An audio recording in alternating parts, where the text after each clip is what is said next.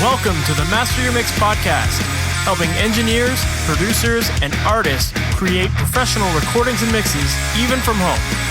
I'm your host, Mike and Davina. Let's get started.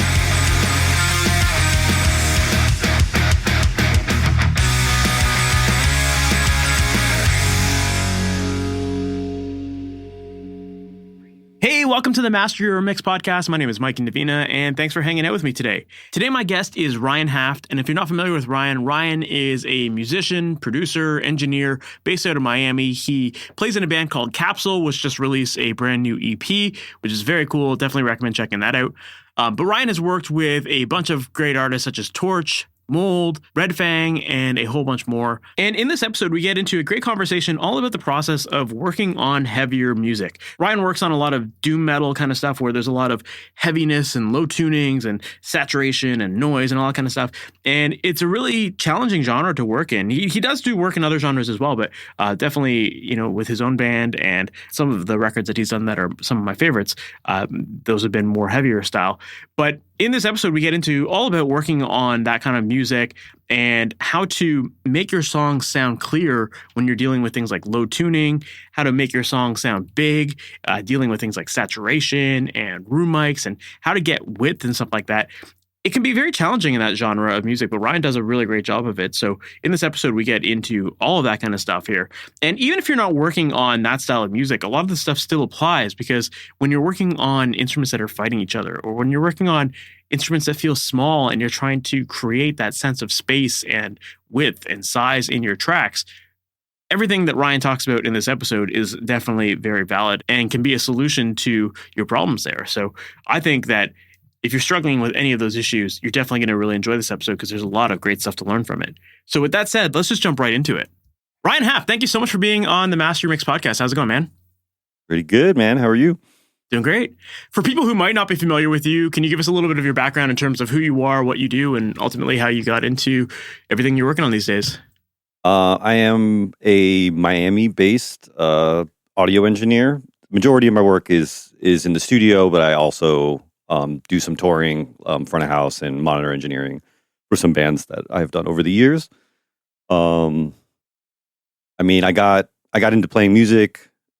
The engineering stems from playing music, which I started, I think, probably in like 3rd or 4th grade. I started playing guitar, and that evolved into playing in bands and starting playing in bands. And then I think a common tale is then that segued into recording with other people, and then kind of not coming out the way I wanted it to. So I needed to learn the language to express what I wanted. And then, I ended up just buying a couple microphones and making demos for my bands and making demos for other people's bands, and enjoyed it. And that segues into charging some people. And then that segues into spending all your money on equipment. And then you have a recording studio, and then you're doing it every day. Yeah. Love it. Did you, when you mentioned like trying to learn this stuff so you could speak the language, like, did you think at that point that you were going to pursue this as like something to record your own band with, or like, was it just like more or less just to talk to other people, or were you actually kind of intending on doing this as a, more of a career or something? I think I had the desire to. I guess I've always kind of been very like, I think I can do this myself type of thing. Like, I had a little stint in trying to silkscreen t-shirts because I was like, yeah, I could figure out how to do that and stuff like that. But it definitely started with, recordings not coming out how I wanted them to. And I didn't know how to express like what I really wanted other than just, your generic, like it should be darker or brighter or whatever. I think once I started doing it, I had control over how bright or dark everything was and plugins and this type of thing. It just became fun. And, it's kind of a puzzle, right? Like recording just kind of feels like a puzzle. You're putting everything together, and I'm kind of addicted to doing that and completing them and solving puzzles. So that's an interesting way of looking at it, but I totally agree with that. And I can see exactly where you're coming from with it. Cause like every project is a new puzzle, and you're just figuring out the pieces and trying to make it all work together. Yeah, totally. So as far as learning this side of things, obviously it sounded like you were kind of just tinkering on your own for a little bit, but did you ever get any sort of formal training, or was it all just do it yourself and learn on your own? I had a little bit. I kind of was like just doing it. And then at some point, I was like, well, I have to get some credits in school. I was going to school in Miami, pursuing, I guess at that point, just like a jazz studies degree. So I was like studying jazz. I played in jazz band throughout school, like my whole life. And kind of was just like, oh yeah, whatever. It's like academic. And then kind of when I got out of high school, I got turned on to like, like Bitches Brew era Miles Davis stuff and Mahavishnu Orchestra and John McLaughlin. And it kind of like reignited in my like, oh shit, like jazz can be like a way crazier thing.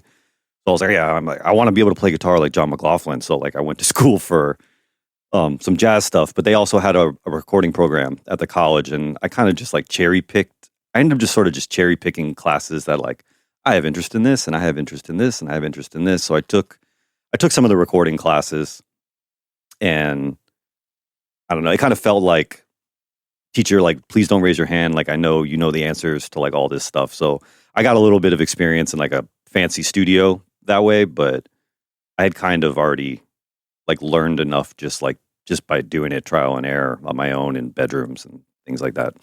Yeah, that makes sense. Were you at that point, like, had you started recording other bands, or was it just all your own stuff at that point? Yeah, to a degree, I think I was already. It was definitely still like my projects, and then I was definitely like recording other people's stuff. Yeah. Well, I'd love to even like talk about that, because I think for a lot of people, especially people that are like self-taught, there's always this fear of like starting to work with other artists and, maybe even charging money for it and that kind of stuff. So what was that transition like for you to like finally make that jump?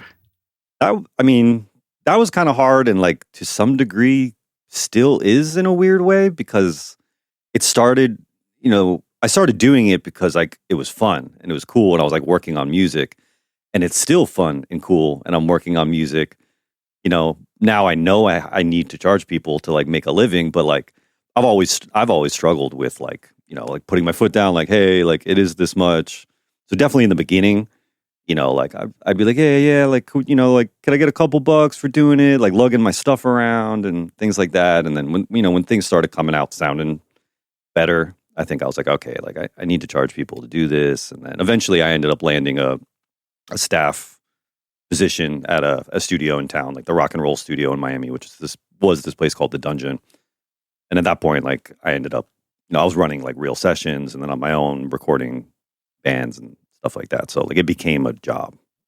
Yeah. Yeah. I feel too that like there becomes a point where you realize like I'm buying so much gear and I'm spending so much time on these projects that like I need to charge for this, just to like be able to afford it all. And yeah. Initially, I think it felt like that. I was like, I need to charge you so like I can try to buy this mic preamp, or like so I can try to buy this. Like so I was trying to just like level up like the stuff I had to try to make a better product. You know what I mean? It still kind of feels like that way sometimes. Totally, yeah. I remember like those early days. I would just tell people like, look, I'm going to spend whatever money you give me on X piece of gear. You want to just buy that for me, and then I'll use it on your project? Like, let's just do that. That's the deal, Yeah.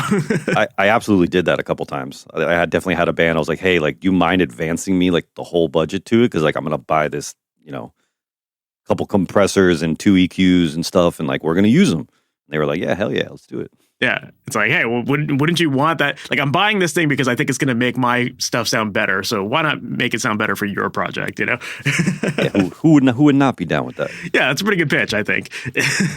So yeah, you started like working with these bands. You went to school, and then you talked about some live sound and stuff that you're working on as well. So how did the live sound side of things come into play? It began. So actually, he's one of my close like engineering buddies in town is Jonathan Nunez, and he plays in a band called Torche, and he was also recording bands, and we were kind of like teaching each other and kind of came up doing it together. And at some point in time, maybe it was, I'm like super bad with dates, so like maybe it was like 2012, maybe even earlier, that Torche started doing some tours, playing like much bigger places, and they kind of ended up in a role where Jonathan at least was like, hey, like we need to bring a front of house engineer. And for whatever reason, he was just like, do you want to do it? I was like, sure. Like I had never really done it. I knew how to mix and stuff like that, but I didn't know, I kind of just pretended like, yeah, how different could it be? So I started touring with Torche and, jumping on new consoles every single day and kind of starting to learn the differences that between, recording studio sessions and audio live, right? So that's how I got into it. And we started doing it, and I kind of learned as I went. And that kind of turned into, I guess, maybe me doing a good job, and then other bands asking to take me out. And it still kind of continues to this day. I do it, a couple tours a year, hopping out with somebody to do front of house or monitors and things like that. Nice. How did you feel, like, because you had come from that experience of working in the studio where everything is a controlled space for the most part, nothing's moving, and you're in the same environment every day. So when you made that change to the live sound side of things, how was that for you in terms of adapting to the difference every night and that kind of thing? The difference I get in a couple ways, like it kind of taught me to move quicker, or like be able to just kind of get my thing together quicker to get to like, all right, we need to start mixing this now in like a new environment. Like in the studio, you can tinker around with like the way a kick drum sounds for, you shouldn't, but like, you could fuck around with it for an hour to get like the perfect kick drum sound. But like live, you kind of need to like, okay, sounds like a kick drum, like boom, next, let's get to the snare and like start building the whole picture quick enough to like get the show going. Right. So, but I felt that, for me at least, like coming from the studio side of things, I guess the fundamental skill sets of like EQing and compressing was like pretty simple. That was like a simple transition. The stuff you had to learn is like, carving out, like tuning PA systems, and then like combating feedback and stuff like that, learning like why and which frequencies like ring out when you push them too hard, and like how to not cause that to happen and things like that. But then like, aside from those things and, just like having normal gain staging, it feels similar to working in the studio where you just do a mix, you balance faders, you just try to make it sound good in the space you're in. Yeah, for sure. Which may require some radical shit that you have to do because you're in like, some concrete room that just sounds like crazy. Like it sounds like your entire mix has just got a hall reverb on it. So you got to, EQ things just like wild to make it sound okay in that space. Yeah, for sure. But, yeah. I guess that kind of maybe transferred back and forth. That maybe that also taught me in the studio world that like you kind of can close your eyes and just turn a knob and you're like, that sounds good. Like even if it is like some insano boost on an EQ or smushing a compressor like crazy. Like if it sounds good, like who cares what the settings are? Absolutely. Yeah, it's interesting because I've done the live sound side of things myself, and I definitely found that, like basic tools, EQ, compression, volume, all that kind of stuff, that's all the same. But it really does like, it's more about it's a workflow adjustment more than anything. I think you're like constantly, like you said, like you have to work really fast. You don't have all the time in the world to get the perfect kick drum sound. You just have to do it and see what you get and then be confident in it, And I think that I think the live side of things really helps studio engineers develop a faster workflow overall because you just get used to that speed. And like sure, in the studio you can be more accurate, I guess, and you can spend more time on it, but like you kind of learn what you can and can't get away with when you're working faster. And I think that's a pretty good lesson for a lot of people.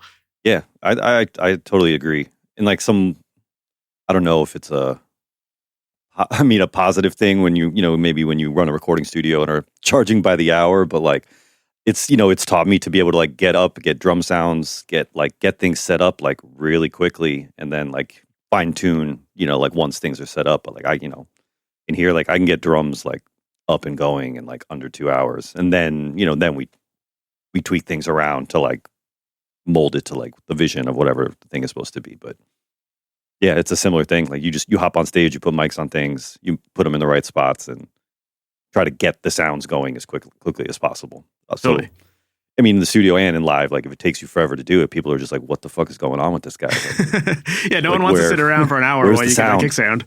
Yeah, I know. I remember hearing like I think it was like Jerry Finn when he was working on like one of the Blink-182 records. Apparently he was like very anal about like getting the perfect sounds and would spend like the full day like getting a snare sound or something like that. And they'd be like, "What the fuck is going on? Like, why are we spending so much time doing this? Like, we're just killing our budget. We're killing our energy, So it's like, and that's a producer who I love that guy's work, but as from an artist perspective, I think it just drains a lot of the creative energy.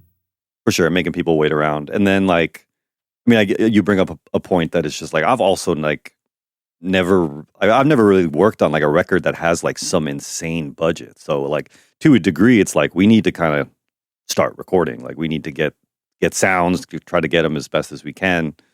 And like, people are like, we have 4 days to make a record or 3 days to do whatever. And it's like, as a engineer, producer, like I kind of feel, I mean, if you're given that role, I feel like part of your job is to like manage that time to like, complete the expectation of the band, right? Of course. Yeah, there's like there's obviously the sonic side of things, and then there's the energy and momentum and all the other stuff that goes into it as well. So like you have to manage all of those different facets of the production process. Totally. You talked about how in live sound you're constantly adjusting to new rooms, and I think for a lot of people, like feeling comfortable in a space is sometimes a difficult thing to get used to, whether it's live or in the studio, and you have to have some sort of confidence in the space you're working in order to, trust that what you're doing behind the board is making sense and for, for the listeners and for the people in the studio, that kind of thing. So do you have any tips for adapting to new environments quickly and what you would do to help feel a little bit more confident and trust the space? Yeah. I mean, in a live sound situation, for me, it's like kind of purely reactive. So like if I'm in a space and it sounds weird or I don't know really what to do, like I try to just go back to the concept of just like use your ears. Like if something just sounds way boomy, I just try to do an EQ move to like even that out. I mean, I definitely in live sound places, like if there's a house engineer, like I will talk to them and be like, hey, is there like problematic frequencies in this room that you like automatically go to cut? And usually people are like, yeah, like this 500 hertz in here is crazy. So like they'll give you a little, like most guys are nice enough to give me a head start on like, okay, this is going to be funny. So like maybe tweak this a little bit and like leave that as your starting point. Yeah, no, that makes sense. As far as working in unfamiliar spaces in studio land, there's sort of not really a substitute for like just kind of spending time in a space and learning like what's weird about it, like how do things translate. I'm sure like everybody has that experience, like you mix in a room, you're like sounds banging, you go to the car, you're like what the fuck's going on, like so you start to do some treatment in your room and figure out like what you maybe need to do mixing wise to like make things translate, stuff like that. You know what I mean? Yeah, for sure. I definitely think that like you said, yeah, you just have to listen to stuff and you have to just get familiar with how, like, listen to familiar songs so you know what to expect. Yeah, I know a lot of people like to do that. I mean, I think that's definitely a good way to like figure out if, your favorite AC/DC song all of a sudden sounds like wildly different in a room than like the room is projecting something interesting. I always find it kind of hard. Like, yeah, maybe this room is super mid-rangey, but then when you start working, like you have to keep in your head, like it is very mid-rangey in here.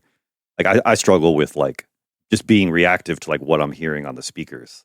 Mm-hmm. Like it takes time to like learn to like teach your workflow, I guess, that like you need to compensate in certain areas to get it to translate.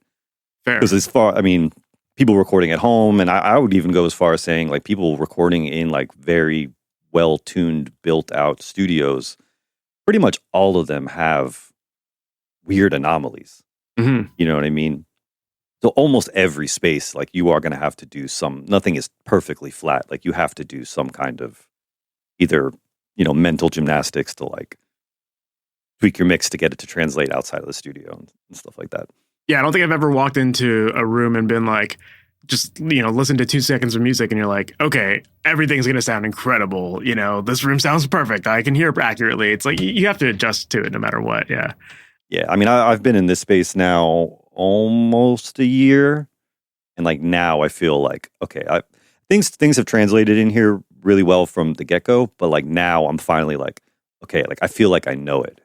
I mean, and it took a year of me basically being in here like every single day, mixing and recording stuff to like learn the room. So like some of that stuff takes time. Yeah, for sure. Yeah, there's always that challenge of like learning the room, but also learning your craft of like miking and all that other stuff that goes into it. So you're like, there's so many things to focus on, right? So it's yeah, like in this new space, like I've now like tried putting like drum room mics in like all kinds of crazy places to see what like kind of works out. And like I found spots or I can put mics that like make my room sound much bigger than it is, just through audio tricks. Yeah, I love that. One thing I wanted to ask you about in terms of your mixing is that you tend to work on a lot of like doom metal and kind of like sludgy rock and that kind of stuff. And in those genres, there's often a lot of like really low tunings and a lot of it's mixed with like these really grimy, distorted tones and that kind of thing. And I love that genre. I love that style of music. But when you're working with that kind of stuff, a lot of these instruments are fighting for that space. So when you have so many instruments fighting for those same frequency ranges there, like what are some of your tips there for getting clarity and achieving that balance between all the different instruments there? I mean, I guess some of it is,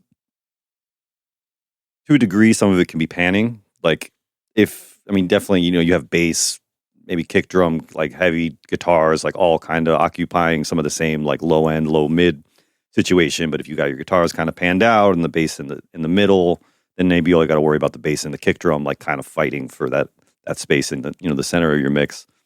But definitely kind of just sliding EQs around. Like, sometimes I'll take, I'll open like 2 instances of like Pro Q3 or something that has like the RTA on it. And you can kind of see like, okay, bass is kind of fundamental tone is kind of happening here. And then on the guitars, you kind of maybe like pull a little bit of that out. So like the bass can kind of speak in that register above the guitars, and then the guitars can sound fuller like above that or below that. So then it can end up kind of sounding like one big unit or something like that.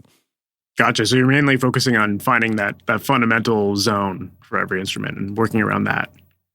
Yeah, I like to look at like what that fundamental zone like wants to be maybe on that instrument. Like however it was recorded, like the bass, feels big at 100. So like maybe on guitars, like let's piece out a little bit of 100 and go a little higher. Or you can get away with going lower without it sounding all weird and rumbly and stuff. Yeah. And how does that apply for you in like the upper range too? Because when you get that saturated sound, you're going to get a lot of that harmonic content up there as well, right? So yeah. I mean, it's a similar, at least I try to maybe subconsciously, like it's a similar approach is like if all this distorted stuff, I mean, yeah, like rock music is like just mid-range galore, right? So like everybody wants to be loud as shit and like in your face. So to kind of do that, I feel like you got to kind of dip and boost things in just like different areas to like allow them to poke or sit back or find the space. And like we were saying earlier, like it's kind of a puzzle because it's not just like guitars every time we boost this, we cut this. It's just whatever the material is. You got to kind of find the pockets to like push things down a little, pull things forward a little bit to get like an even balance for things to sound like devilish in your face all the time. For sure. Yeah. I mean, I think that there's like fundamental frequency zones that you'll get like certain characteristics of sound, but the frequencies are going to shift as you change your tuning. And as you go lower, then all of a sudden everything's going to shift a little bit lower. And, as you go to standard tuning, it's going to go a little bit higher. So there's always a bit of an adjustment for the type of music you're working on. And, if you're working on stuff that is super compressed and saturated and distorted, whatever, it's like all of that makes it a little bit more challenging to find that perfect range there sometimes. Yeah, it is. It is challenging. I still struggle with it sometimes. I listen to like other guys' mixes that do like heavy music stuff, and I'm like, how the hell do they make it sound like this? You know what I mean? Like, yeah. And I mean, but I find it's just everybody's got their different techniques and stuff, but like a lot of it is you just got to make room for things to be heard. You know what I mean? Yeah. Sometimes I end up having to tell a lot of bands. I get a lot of bands that are like, they want to just like layer, like more guitars. The guitars sound bigger, like this thing. But like, I've starting to find and I've found that like, yeah, you keep adding layers and then like that's just making like everything else smaller, right? So sometimes I got to remind people like, you want this thing to sound big, like we gotta like trim the fat, like get one really dope guitar sound and like we'll pan it wide and stuff. But like if we keep adding guitar layers, the bass is going to disappear, the snare drum's going to disappear. Yeah. So what's your normal approach now with layering? Like, are you kind of just doing standard double tracking with guitars, or are you doing any more than that? Or yeah, I mean, I'll switch it up kind of project to project. I'll use layering sometimes in something like heavy like rock music stuff that for the most part has like zero dynamics. Sometimes I'll use layering as a way to like make parts lift, like make it kind of seem like it got bigger. I mean, it does. I mean, it does get bigger if you start adding a bunch more tracks in it. But yeah, like I'll use that as like as a tool to kind of create dynamics in a way from part to part. Yeah. The chorus part may have 2 guitars left, 2 guitars right, and then when we get to like the verse part, like 2 of those will disappear, and it'll be a little bit more open. Yeah, for sure. So stuff like that. I love what you said there, because I think that's a really important point. It's like if everything is just layered the entire time, then it doesn't ever really feel that much bigger. It's a constant thing. But if you introduce things here and there, then all of a sudden you feel like that extra content, it just feels a little bit beefier or like a little warmer in certain sections. Yeah, it gets a lift. Yeah. I mean, to me, it's like a way to create dynamics in like more or less like dynamic-less music sometimes. You know what I mean? Yeah, that's a good way of looking at it for sure. Yeah, because your mix isn't going to get any wider necessarily. It's if you only have hard left and right. For the most part, you're just going to create more competing frequencies. Like, yeah, it just becomes denser. Maybe is a good way of looking at it. Yeah, and sometimes that can be used as like a cool effect. Like if you don't want guitars to be like very like there's that one and there's that one, you start layering it a little bit, and like you just kind of have this like wall of guitar that like has an effect. A similar way of like stacking vocals. You know what I mean? Like it doesn't sound as direct. You start to get like this blur of vocals from the the natural chorusing and phasing stuff that kind of happens. Mm-hmm. Like you can do that with kind of any mid-range instrument, I suppose. Like, well, I guess one reason why a lot of people like to layer stuff is because they feel like it does add that denseness to a mix. And another way that a lot of people get around that is sometimes just saturating their tracks and using the harmonic content in that regards to make things feel bigger. And that was one thing I felt like when I listened to your mixes, like I felt like I heard quite a bit of use of saturation in there. First off, do you feel like that's accurate, or am I? Yeah, definitely. Okay. I love things sounding kind of dirty a little bit. Yeah. So when it comes to using saturation in your mixes, like, are there any specific tools that you like to use for that kind of thing?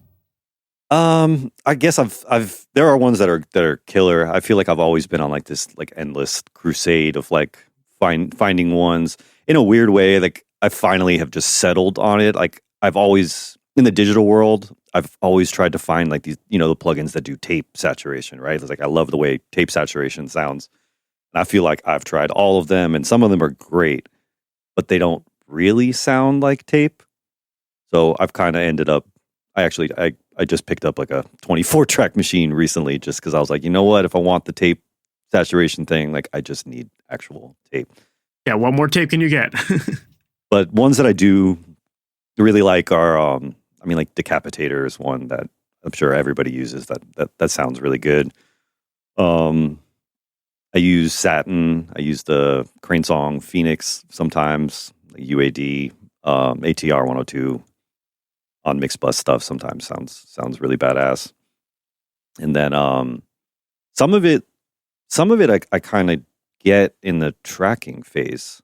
You know what I mean? Like I definitely sometimes a lot of the sounds like going in have a saturated quality, or at least have like some of that vibe, using outboard gear and I have like a decent collection of like nice preamps that like, you can kind of push them a little hard and get definitely like overtones and things coming out of them on the way in. That's cool. Yeah, I was curious about that, if you were tracking that way and committing to those sounds early on. I feel like one definite hesitation I hear from a lot of people all the time is that like, they're afraid to commit to sounds on the way in, especially when it comes to things like saturation, where like they don't want to drive a preamp too hard because they're afraid that maybe they'll slam it too hard and back themselves in a corner. So I'm curious to know your thoughts on that and how you approach that. Yeah, I mean, I've definitely like bit myself in the ass a couple times for sure. I'm definitely like conservative enough. Like, I mean, I'll sometimes I will take things to like, okay, there it's bad, and like I'll do a click back from there just to like be like, okay, like we're colored, but we're not blown up, and like I'll definitely take that approach more so now. Like on compression on the way in, I definitely have a lighter touch. Because you can always manipulate it afterwards, but I have many times like I'm gonna smash these room mics trying to get a big room sound, and then the tempo is totally not right for the compressor setting, and like I just, the room mics are just destroyed and like not usable, and like, oops, Yeah. Hey, sometimes you have to learn from those mistakes to know what you're going to do next time, right? Yeah, I mean, everybody I think has to go through that. I mean, I don't know. Definitely at first, like I was timid to even do anything because I didn't think that was the way, and then like at some point, like I realized like, the trick to this is, at least for me, the trick is like, try to make it sound as close as you can to like what is finished on the way in. And then once once it's all tracked, you're kind of like faders up and you're like, well, this kind of sounds like a record already. So like, let's, now let's take it to the next step. I found if I was just real conservative on the way in, like I have to do a bunch of processing to get it to a point that then needs to be taken farther. So it almost like, it knocks a step out. Yeah, for sure. At that point, you almost have to like guess if the sound's going to work at that point. It's like, why not just get it right at the source? Because the closer you get it to how you want it to sound in the end, like it just eliminates any potential that you're not going to get the right sound, like. Yeah. A lot of it is aimed even, I feel like a lot of the ways I try to work is a lot of it is aimed just at like a guitar amp. If you go stand in front of it in the room, you're like, all right, that sounds badass. And then you come in here and then you hear whatever microphone's on it. And you're like, that doesn't sound like that. How can we make what's coming out of the speakers sound like what's happening in the room? So you're just kind of trying to mimic from each side of the glass in a way. Same with drums. I think kind of like whatever you hear standing in there like sounds pretty good. So then on this side of the glass, you're just trying to like mimic it in a way. For sure. Yeah, it's interesting you bring that up because definitely, a microphone right against a speaker sounds totally different than it does in the room. So do you ever like use room mics and stuff like that for guitars to get a little bit more of that roomy sound? Or is it more just like, maybe backing the close mic off a little bit more? It'll be a little bit of backing the close mic off, but like I definitely am a fan of like throwing room mics up on like kind of almost every source, really. Whether it gets used or not is one thing, but I'll close mic guitars. Like, I mean, I do like the way that sounds, but yeah, I'll throw a mic in the back of the room. Cool. Like not even in any particular fashion. Like it could just be a 57, like just thrown in the corner and just grabbed up, because blend those in and like you do get a sense of like there's a space. Nice. Love that. Well, it's interesting because like one element of your mixes that I really, really like is the roominess of your tracks, but in particular with drums. Like I find that you do a really great job of getting your drums to sound really wide and really roomy. And it kind of makes you feel like you're in the room with the drummer, which as a drummer myself, I appreciate that. And I'm curious to know, like when it comes to getting a great drum room sound, what's your go-to approach with that? I've been kind of bouncing around. At one point, I feel like I had it and like it was coming out good. And then I was like, oh man, like similar thing. Like I'd hear other people's recordings and I'm like, how the fuck did they get these like massive room sounds? So like I would either ask them what they do or try different things. But lately it's just, I'll usually have a stereo. It's been usually like the R88, like stereo ribbon. I'll have it about, 5-6 feet out in front of the drums. And then I'll also have at least a stereo pair, if not two, of something else like much farther in the room, sometimes in just weird spots where I can get as far away from the drum kit as possible.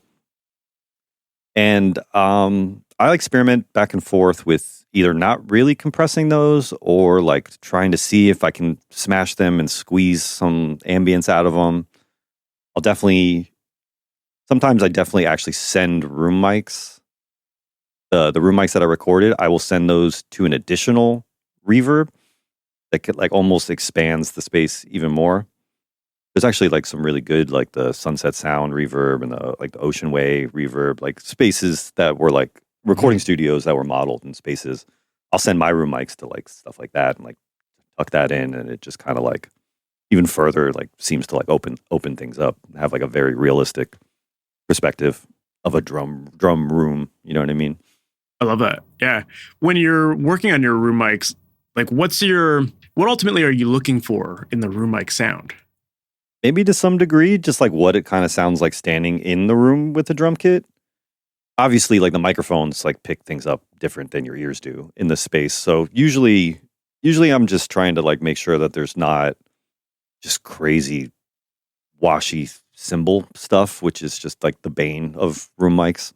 You know what I mean? As soon as you start to compress them, just the cymbals just go like crazy. So when I'm recording them, I'll usually try to like notch like some harsh frequencies out, and then keep it just pretty chill. And then later in like mixing stage, like I'll attempt to see if like maybe I can smash them and get some character out of it that way. Or sometimes you have to just leave them alone, depending on the tempo of the music too. Sometimes like just room mic stuff just doesn't really work. Sometimes when it's not working and things are like too fast, I'll actually use like a ambient sample on the snare sometimes, and just like tuck that in a little bit, so you get a little bit of like the dispersion it feels like on snare hits, which you're not going to be able to. At least I haven't. Sometimes I'm not able to pull out of like the actual organic room mics I recorded, just because things are just moving way too quickly. Yeah, of course. You got all your cymbals and all that stuff. Yeah. Yeah, unless you're tracking shells separate from cymbals, like you really can't isolate a specific element of the sound in the room. So no, there's tricks to like duck cymbals out. Like you can do that thing where like, you send the snare track, put like gates on. You can put like gates on the room mics and send the snare track into the side chain of a gate, and like so the room mics like kind of expand when just like the snare hits or something like that. That's a way to kind of reduce like some cymbal situations in room mics. Absolutely. But it's a similar thing. It's like tempo dependent. And if things are just like, you got like a thrash beat going on, like that's not going to work at all. For sure. Like, the attack and release is just going to like bug out. Yeah, of course. Yeah, I'm always curious when it comes to room mics because like, I just think there's so many different ways you can approach room mics. It's like overheads, right? Some people look at overheads as like cymbal mics and don't really want the low end in there. And then other people want the full kit sound. And then the same thing applies to room mics. Some people like it to be the thing that adds all the dirt and like the compression and saturation and stuff, and then other people just want like a little bit of top end dispersion, so it's there's so many different ways to approach it. It is. There's so many different ways, and like I'm a fan of other records, and like I'm a fan of other engineers, and like I'm always impressed like by sounds other people get. And I guess I'm bold enough to sometimes just email other people. I'm like, yo, how the hell are you getting these sounds? And like I've gotten just crazy different answers from like, oh, like I don't really do much. Like I just turn them up. There's nothing going on, to like, oh, yeah, I use like eight pairs of room mics and I destroy all of them with compression. And like both have like these incredible results. So like there is like a wide spectrum of like what you can do to achieve those types of sounds. You know what I mean? Of course. Well, you talked about sending your room mics to like reverb plugins, which I think is really cool. And that definitely makes a lot of sense that it then makes your room sound even bigger than it may be. Do you ever just rely on straight reverb for your drum sounds? Yeah, if I'm sent things maybe that like to mix, for example, that like don't have a room mic or the room mic is not up to par. Yeah, I'll definitely use some of the similar ones that I'll use even on my drum room mics. Like I'll use these things that kind of mimic spaces in studios and stuff like that. Yeah, I mean, plates and halls and stuff like have their place in there too. Yeah, you can never go wrong with a good plate. But yeah, I'm definitely like, at least for myself these days, I'm definitely leaning into a lot more of those room simulation sounds. And there's that new Universal Audio Sound City one that sounds awesome now. Yeah, I haven't tried that one, but I'm absolutely curious to hear what it sounds like. So I saw the little demo on it. Yeah, you mentioned the Sunset Sound one, and that one works great too. Like I've definitely been leaning heavily into that for a long time, and the Ocean Way one. There's lots of good ones out there.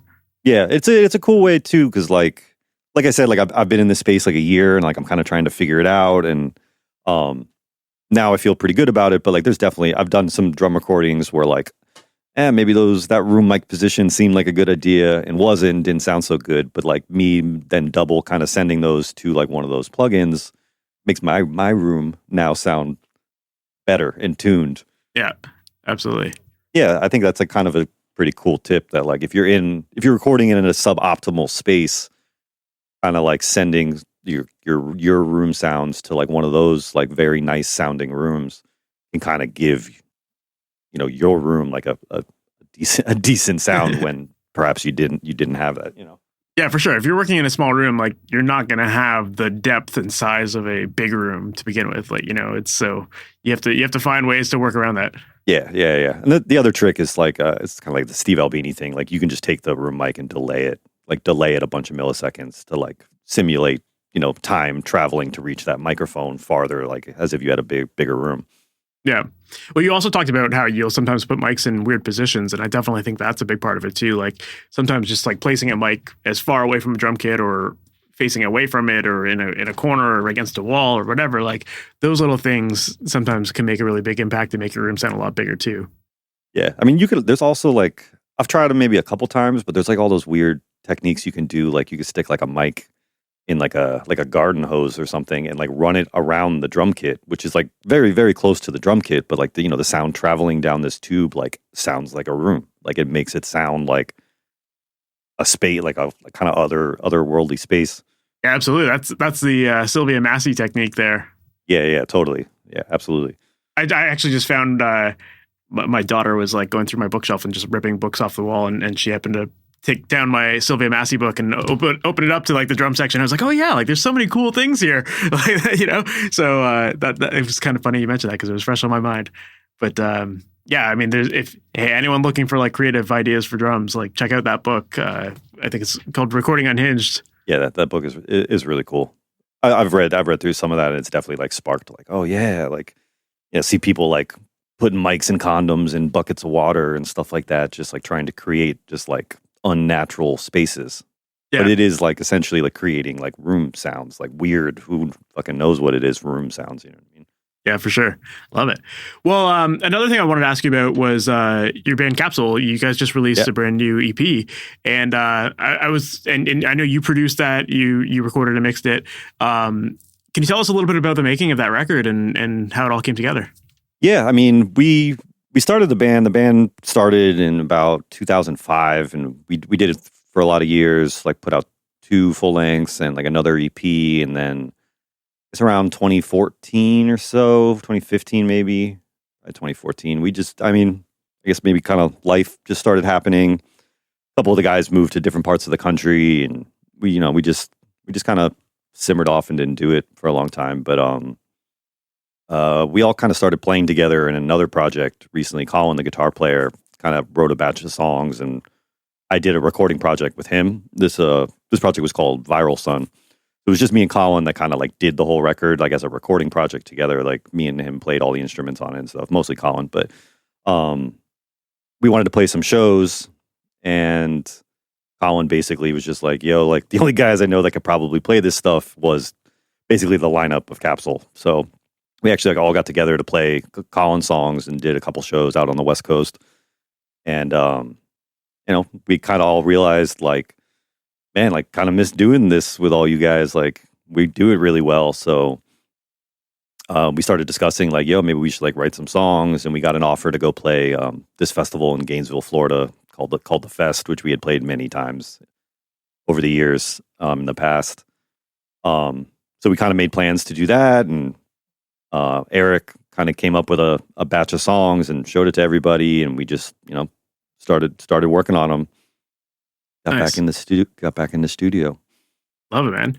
And how was it? Like, did you record all the other records too, or was this like your first? The Blue record was actually Jonathan Nunez from Torche did that one, but I did the No Ghost one and the EP after that. Gotcha. Well, I know like this record here was self-produced, and I was kind of curious to dig into that a little bit because I know that a lot of musicians sometimes have a hard time producing their own material because they're either like very overcritical of their music, or they're either they're too married to their ideas to sometimes want to make changes to like best suit the song and that kind of stuff. So I'm curious to know like what that approach was like for you, with this record. Like, did you feel like, it was easy to self-produce it, or was it just kind of, was it more of a challenge? I mean, I'm guilty of definitely struggling with that like being too close to it.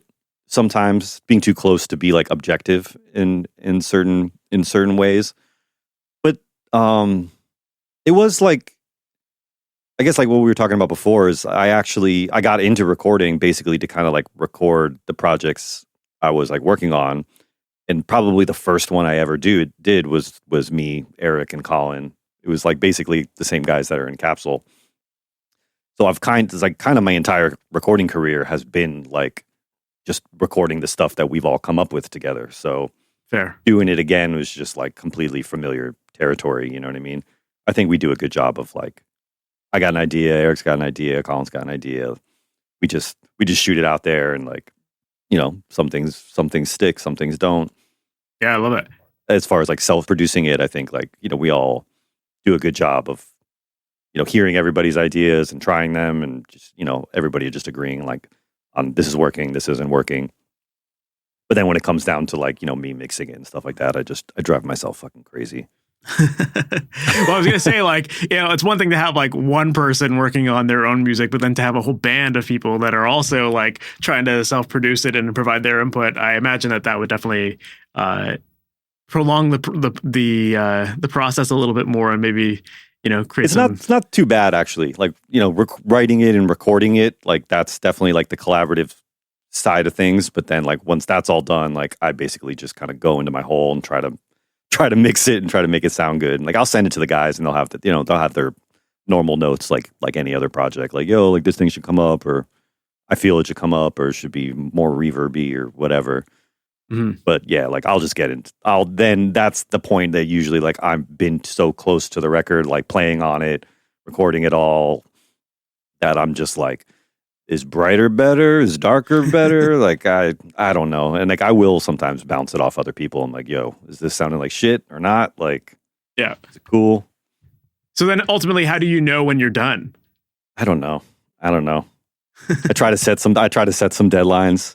You can never really be done, right? Like I've heard in some of your other interviews, like everybody can say this, is like you can mix forever. Like, you know, you do it for a week, and then the next week maybe you heard some other record and you're inspired by like what other sounds, and now you mold everything in a different direction, and like you literally can do that to the end of time probably, you know. So like I sometimes try to give myself like a deadline, like, all right, like I have to have some, like on this one, like I set a mastering date. I literally was like, this is gonna be the mastering date, like I have to have the mix, I have to be done by then. I could have moved the mastering date, but I tell myself I can't. So yeah, no, that's a good thing. I mean, if you're just pushing your deadlines, then you don't really have a deadline, right? yeah. And I think if I don't set myself a deadline, like I'll like it for a couple days, and then I'll hear it again, and I'll be like, this sounds like shit, and I'll want to go back to it and change something, and like I will just go in that cycle for like forever. So like at the end of the day, I think all music and all mixes really, like if the feeling is there, like if it feels good and it feels like energetic, and you know, like that's what really people are going to respond to, right? So, and then it's done, and then it's cool to be heard by other people, I guess. No, I agree with you. I think it's just hard for people to, especially when it's their own music, to be that critical of it, you know, and to be able to acknowledge like, okay, the energy is here and it has been here this whole time. Like I need to stop now, you know, that kind of thing. Yeah, like I think at least with us and other bands I record too, is like the energy is kind of pumped into how you record it, like getting the right takes and tracks, and like it's how it's played is like what has like the thing. The mixing and that type of stuff is just like plating the food. You know what I mean? So it's a presentation. Yeah. Yeah. So then ultimately, like how long do you think it takes you normally to finish a mix? I don't know. Probably like if I were to kind of add it all up, then more or less it'd probably be about like a day a song or something like that. I like to kind of like work on stuff, like leave it for a second, kind of come back to it. I like to jump around a bit, because I find if I work on something just like straight for 10 hours, like I'll probably have had landed in a spot that was like really good, and like I will go past it, and I'll just be like, shit, like I was good like 3 hours ago. So I've kind of started to practice this way of just like working on it for a bit, like, you know, leave it and like review, like, okay, this is where I need to go from there, and like just kind of incrementally like get to a spot that feels like, okay, I think this is a final product. Yeah. Do you ever like save mixes like halfway through, or like, you know, have like checkpoints, or is it just like you just work until you think you've got it and you get like one export? Yeah, I think if I'm in a spot where I'm like, this feels pretty good, I'll do a lot of times I'll do like a save as of the session. Like maybe I'll do a bounce of it, and like I'll do a save as of the session, and like I'll keep working on it because I'm after a certain thing. And you know, there are definitely times where like a day or two later, like I'll compare them, and I'll be like, oh, like the one that was like halfway through the day was like definitely way better. So like I'll just reopen that one and like jump off from there again. Yeah, for sure. Maybe not go as far, you know. It's always interesting. I find like when people take breaks with stuff, like I try not to do it myself because I've personally found that like whenever I take a break, I can come back to something a day or two later and like I'm just in a different headspace. And I think you kind of mentioned that earlier. It's like, sometimes you come back to it a little bit later and you got some new song that's in your head and like, it steers you in a different direction, that kind of thing. I've always found it difficult to like, come back a couple of days later. So for me, it's like, I always just set a deadline. I'm like, okay, like I'm giving myself whatever, 5 hours, whatever it is. And then let's just do it, and bounce it out at that point. Yeah, I don't know. Sometimes I find that like, I'll work on it and like I'll feel good about it. And then like the next day I'll hear it fresh or something. And like since I'm fresh, like instantly I'll be like, okay, like I need to just do this, this, and this. And then it's like maybe that's all. That's all. So I mean, sometimes I find even like I hear things differently on different days. Like even like the same recording, like sometimes something will sound like brighter to me on a different day. Like it could have to do with like my sinuses and who knows? Like, yeah, I like to leave myself at least 2 days of like hearing it to like make sure like, like it was good on Monday and Tuesday. So it's probably good. Yeah, fair. Right on, man. Well, all this has been amazing to like learn more about your process. I'd love to kind of just wrap it up with one last question, which is, at the end of the day, like what ultimately makes a great mix in your mind? I guess maybe I kind of said it a couple questions ago. It's just, I think if like the energy there and like the message and like the feeling of what's trying to get across is happening, then ultimately like that is a good mix, right? I mean, I think everybody's definition of like what sounds good, like can be like wildly different. You know what I mean? Like, I mean, there are tons of recordings that like I love that maybe don't sound very good, like by like a audiophile perspective, but like, I don't know, they sound like they make me feel something. So it is a good mix, right? Mm-hmm. Yeah, it's true. Of course. And yeah, I always go back to like old like Motown recordings and stuff like that. Like to me, like those recordings sound horrible by today's standards, but like they make you feel something. Yeah, and they sound so cool. Like they just sound so good. Like they sound good, but like same thing. Like by definition, they're not like hi-fi recordings, right? Like, yeah, it's totally true. Totally, man. Right on, man. Dude, this has been great. I've really enjoyed learning a lot more about your process. If people want to learn more about you, your band, what's the best place for them to do that? For me, I have a website. It's just ryanhaft.com, or you could. I'm on Instagram, I guess, pretty decently, which is just Ryan_Haft. And then as far as Capsule, you could. We have a capsule.band on Instagram, and we're on Bandcamp, and it's on the streaming stuff all over the place. Cool. I'll definitely add those links in the show notes too. I think that's it. Right on, man. Cool, dude. Well, I appreciate you being on here. Thank you so much. No, thank you for having me. So that was my interview with Ryan Haft, and I really enjoyed that. I really enjoyed getting into some of the creative room mic techniques when it comes to getting great drum sounds. And I love that he mentioned some of the Sylvia Massey techniques with the garden hose and stuff like that. If you're interested in learning more about Sylvia's techniques, on episode 17 of the podcast, I interviewed her. And if you don't want to scroll all the way back to episode 17 on your podcast list, we actually did a replay of that episode more recently on episode 168. So check out that interview there because Sylvia gets into a lot of really cool, crazy techniques that she likes to use in her productions. But yeah, I thought it was really fun to talk with Ryan about that because if you listen to any of his recordings, his drums always sound massive. And him and I were chatting about this after the podcast, but it can be a challenge to get your drums to sound really big, especially when you're working in smaller spaces.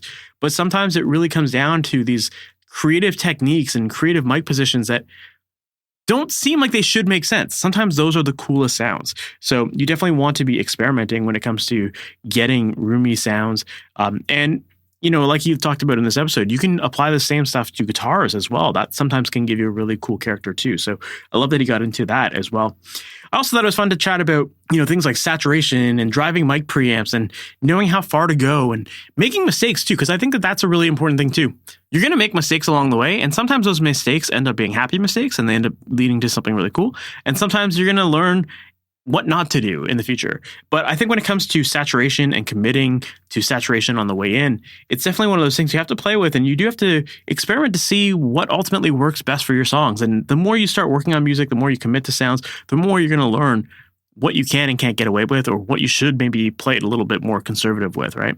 So I love that he got into all of that stuff there too. And I also really enjoy that we talked about layering tracks and how sometimes if you are going to be using layering, you want to be very strategic with it because they can add a sense of dynamics to dynamic-less mixes. So yeah, I love that he talked about that as well. So this was a really fun episode. I really enjoyed this, and it was great to learn a lot more from his process. And I hope that you enjoyed it as well. And if you did, please make sure to subscribe to the podcast. That way you're notified about all new episodes as they go live each and every Wednesday morning. We've got tons of great episodes lined up, so you definitely don't want to miss out on that. And if you're looking for help with your mixes and you're not sure of what steps to take during the recording, editing, or mixing processes in order to get your songs to sound just as good as your favorite recordings, like if you're tired of your songs sounding like demos and never quite meeting the pro level that you expect your tracks to sound like, then I would absolutely love to help you out. And inside of my coaching program called Amplitude, I work one-on-one with my students, helping them go through the entire process of getting their tracks sounding pro. And inside of this program, not only are you going to get access to an exclusive library of video training that walks you through everything you need to know from beginning to end, but also you're going to get personalized feedback on your tracks. So once you've started recording them and editing them and mixing them, if you want feedback on whether they sound good or what steps you should be taking to help enhance them even further, that's exactly what you're going to get inside of this program. This whole program is designed to help you get your song sounding the way you want, and I'm here to help you throughout that entire process to show you the steps needed to get you there. So if you're interested in learning more about that, make sure to visit MasterYourMix.com/amplitude. And on that page, you'll find all the details of the program. And then I'd love to hop on a call with you to learn more about your processes, your goals, in order to make sure that this program is actually a good fit for you. I only work with people who I truly believe I can help. And if you're not a good fit, I will absolutely let you know. But if you are a good fit, then I would love to work with you to help you achieve your goals and to help you make amazing sounding music. So once again, if you're interested in learning more about that program, make sure to visit MasterYourMix.com/amplitude, and you can find all the details there. So with that said, we've reached the end of this episode. Thank you so much for sticking around to the very end, and I can't wait to chat with you in the next one. We'll talk soon. Have a good one. Thanks for listening to the Master Your Mix podcast. To have your questions answered, submit your questions to questions@masteryourmix.com.